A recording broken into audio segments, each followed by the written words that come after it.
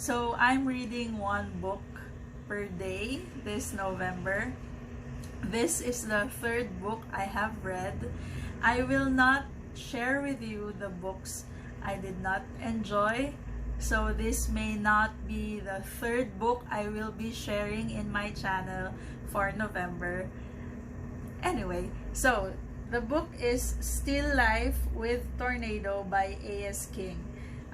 This book earned an award for Los Angeles Times Book Prize and Michael L. Printz Honor Book Author. So that's it. Still Life with Tornado, because our protagonist, Sarah, who is 16 years old, is an artist. The story revolves around her and her family. Her father is in insurance, Chet.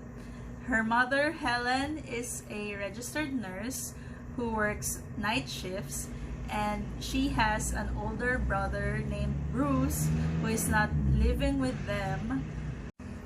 I picked up this book not because of the cover, but because of the title, Still Life with Tornado. I myself am into arts, so the still life got me. And early trigger warnings. I did not read the blurb. I just got it and read it. But for you guys, if you're interested in reading this is about domestic abuse, the survival of the survivors, about the abuser, and it's about grooming. So Sarah is not a victim of the abuser, which is her father. The only victims of Chet were Bruce and Helen, her older brother and her mother. Her mother, Helen, made a deal with Chet, her father, that he will not hurt Sarah as long as Helen shuts up, something like that. As long as Helen does not go against Chet. I think that was the deal. That she remains submissive to Chet. Because Chet has anger problems. Very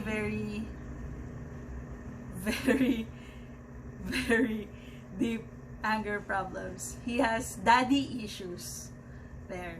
Yeah, daddy issues, I think, is a good word to describe the anger within Chet as a character. I don't know why, but for some reason there is a bit of magic realism in this book.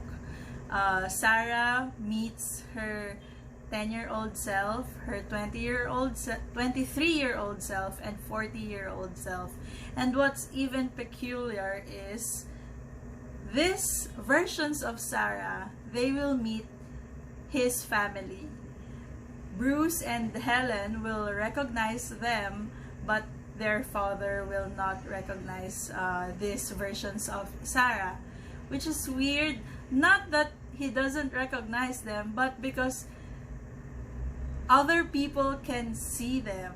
At first, while I was reading the book, I thought they were hallucinations, but when I got to the part where Chet saw them, and then Helen saw them and recognized them, same as Bruce, then they were not hallucinations after all. They were real people when they're with them, and then when they're not with them, they're just non-existent. And they're a major part of the story. They will help the family to leave Chet. The Sarahs will help Helen get the courage to divorce Chet. And these Sarahs will help our protagonist, 16-year-old Sarah, to solve her problems at school. This is the first young adult book I have read with the theme of domestic violence. So maybe I'm just not used to how young adult approach darker and heavier themes, because I was taken aback with that magic realism part.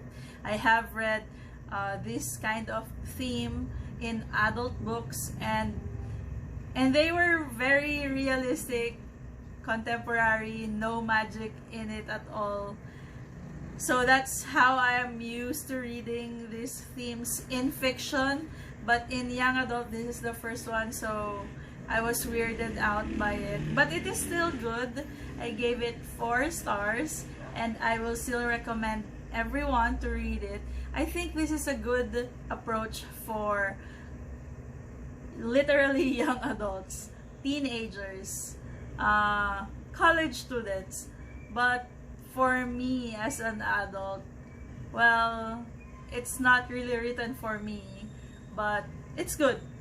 This is a good starter for young adult readers transitioning to adult books. So that's it. Today is the 4th day of the month. I am going to read my 4th book of the month, my book for the day, and I may or may not be sharing it here in this channel.